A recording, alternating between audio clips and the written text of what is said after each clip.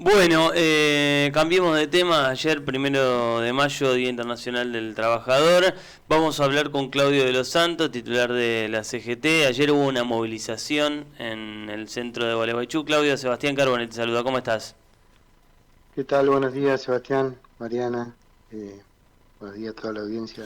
Claudio, ¿en qué momento se da el 1 de mayo? Digamos, ¿cuál es el momento complicado, ¿no? del trabajador, sobre todo por la pérdida del poder adquisitivo? Pero ¿qué análisis haces vos? Sí, un poco la manifestación y la marcha de ayer tuvo que ver con eso, digamos, fundamentalmente la pérdida del poder adquisitivo de los trabajadores, ¿no? Trabajadoras, pero también en un contexto, digamos, de unidad, digamos, toda esta diversificación que ha tenido el trabajo y y también nos lleva a la representatividad eh, de todos los trabajadores, es en conjunto con las otras formas de trabajo que hay, y no solamente las que nuclean en este caso a las tres centrales que tienen que ver con la CTA autónoma, la CTA de los trabajadores y la CGT, sino también todo el entramado social que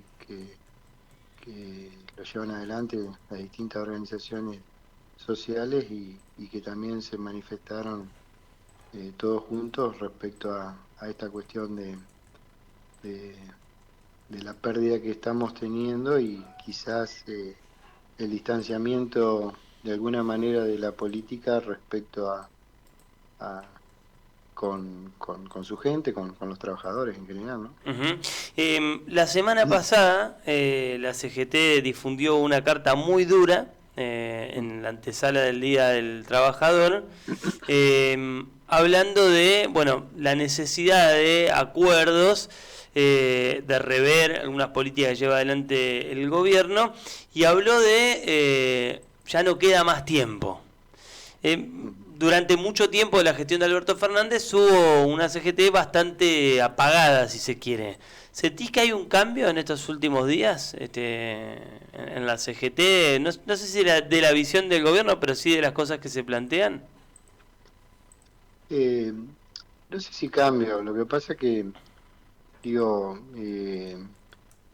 para nosotros había como, estábamos saliendo de dos crisis, si se quiere, una que nos llevó un gobierno liberal y luego la pandemia, ¿no?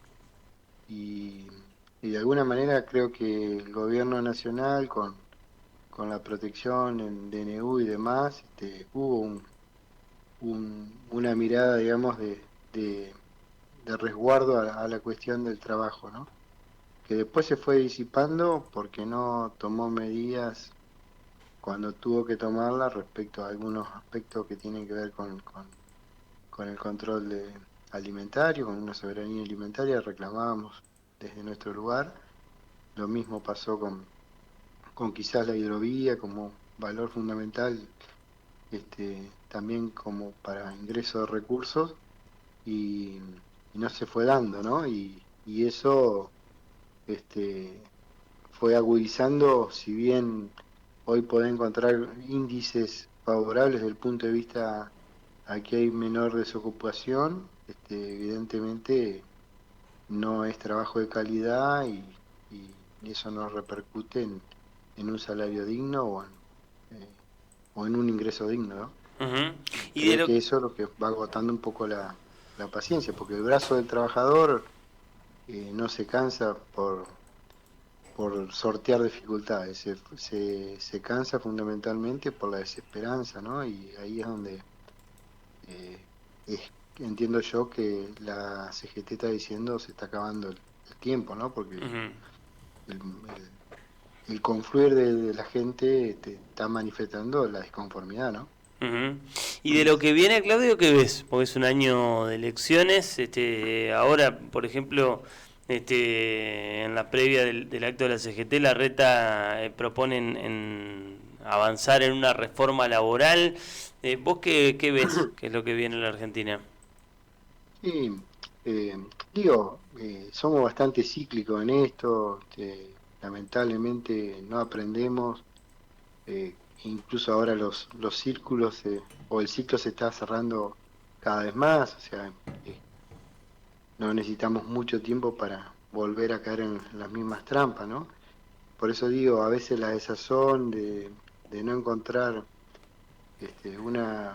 las políticas que abarcan a todos en un resultado inminente, generan esto de que figuras que hacen mucho mal a la política terminan siendo hoy los que por ahí tengan algún tipo de posibilidades, ¿no? Y la verdad que eso preocupa.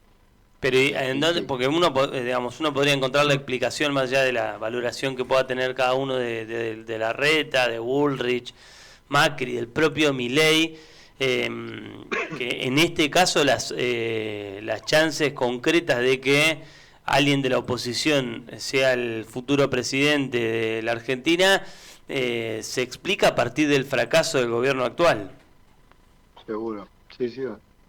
Pero por eso lo que resta es de alguna manera entender de que aún el peor de los nuestros tiene que ser mejor que lo que ya es conocido, digamos. Pero eso es una cuestión, es una expresión de deseo, o vos lo decís como como una verdad o como una realidad.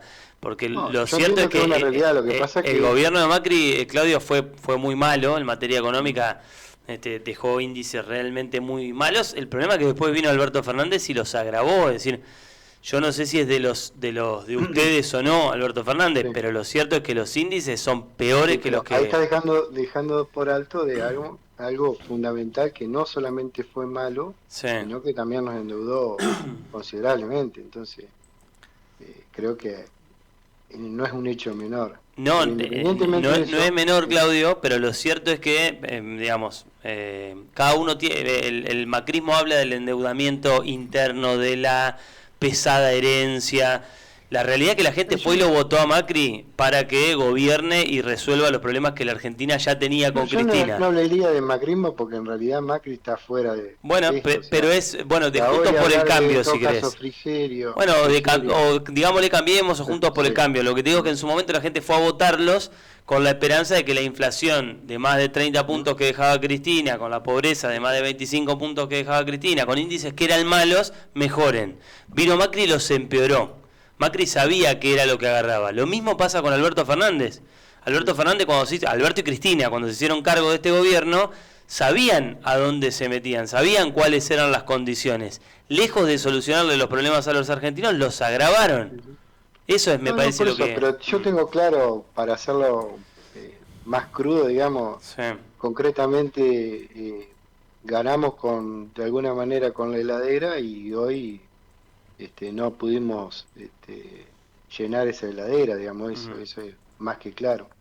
Pero también el contexto general, nos tenemos que analizar, por eso hablo del distanciamiento a veces de la política Mm. respecto con la gente, porque la herramienta que tenemos es la cuestión democrática y de alguna manera no poderse dar la discusión internamente en los distintos partidos políticos, no estoy Sí, hablando sí. únicamente,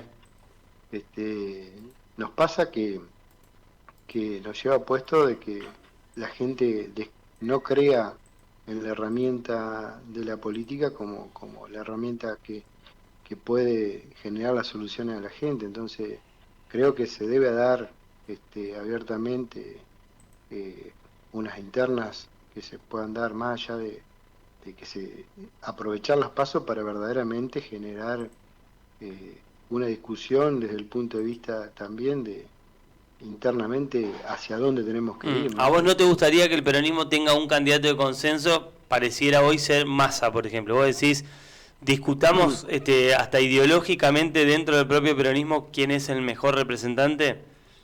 Pero vos sabés que no sé si en todos los niveles, quizás pueda haber como una figura a nivel presidencial, pero digo, esto es de alguna manera piramidal, digamos. Si no se da en los municipios, no se da en la provincia, y difícilmente se termine dando en lo nacional. Entonces, creo que estamos faltos de una discusión sensata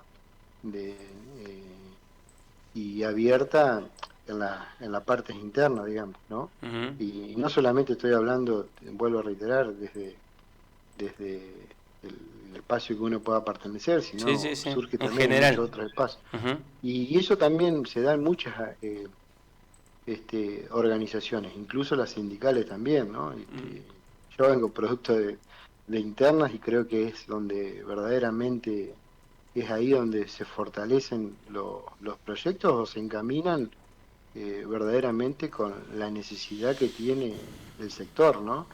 Y eso me parece que no se está dando. Por eso hablo del distanciamiento que tiene la política con la necesidad de la gente, ¿no? Y creo que en esto se habla, por ahí vos dijiste, tocaste reforma laboral y demás. Sí. Creo que en realidad la reforma laboral apunta esencialmente a destruir el entramado de organización que Ahora, tienen. yo, mira, te iba a preguntar por eso, Claudio, porque el otro día Cristina en La Plata habló de un necesario acuerdo y, digamos, uno coincide desde este humilde lugar con esa idea de que haya un acuerdo que exceda a una fuerza política, digamos, un acuerdo político entre todas las fuerzas políticas, absolutamente todas deberían estar sentadas en esa mesa, deberían estar sentados los sindicatos, deberían estar sentados los grandes empresarios. Debería haber representantes de las pymes también, que somos los que damos el 70% del trabajo en la Argentina, y debería haber un acuerdo hacia futuro en 10, 15 puntos básicos. Uno de ellos no debería ser discutir, digamos, uno es como que dice reforma laboral y genera un temor, digo, ¿no debería ser discutida si las leyes laborales tienen que ser las mismas de hace tanto tiempo, o si las cosas cambiaron como para ajustar esas cuestiones? Insisto, en una mesa en la que participen todos, para que no pase esto que vos decís. Sí, yo he participado en varias reuniones donde se han hablado de la reforma laboral. Esencialmente... Llámalo de vuelta, Marcos. Vamos a probar de hablar de nuevo con Claudio, a ver qué opina él. A mí me da la sensación de que, digamos, se invalida cualquier tipo de discusión cuando aparece, ¿no?, esta frase de reforma laboral. Ya está, esto viene a cagar los derechos de los trabajadores, no lo discutamos. Entonces tenemos leyes laborales de hace un montón de tiempo que no tienen nada que ver con la realidad que se vive hoy. En todos los aspectos, Seba, porque cuando se habla también de hacer una reforma educativa también, que digamos que no creo que haya ningún sector... Es como un temor exacerbado al cambio, que no aparezca una cuestión política, ¿no? A cambiar. A la reestructuración. Claro, porque, digo, la verdad es que... a ver, Claudio, ¿me escuchás? Sí, yo te escuchaba bien. Sí, pero nosotros te escuchábamos muy mal, no te entendíamos. Vos me decías que has participado de algunas mesas. Sí, he participado de algunas mesas donde se ha puesto en discusión la reforma y según lo que expresaban la mayoría de los que... mesas considerables donde por ahí la proporción era 28-2, lo que defendíamos la no reforma, ¿no? Pero independientemente de eso, digo, siempre el eje estaba en función de la indemnización. Yo le decía que, bueno, primero que no creía que era solamente la indemnización, porque en definitiva, cuando uno cree tener un riesgo de ese tipo, sí, podría contratar algún tipo de seguro específico respecto a eso, que los hay, sí, y saldarías la cuestión de la situación de digamos, de la sorpresa que podía generar un riesgo de ese tipo. Y por otro lado, les decía que mayoritariamente los trabajadores mejor remunerados menos incidencia tienen o menos preocupación tienen respecto a esa cuestión de la indemnización, lo que significa que verdaderamente estamos ante una situación donde cada vez se paga mal o peor y se pretende condicionar aún más al trabajador en ese aspecto.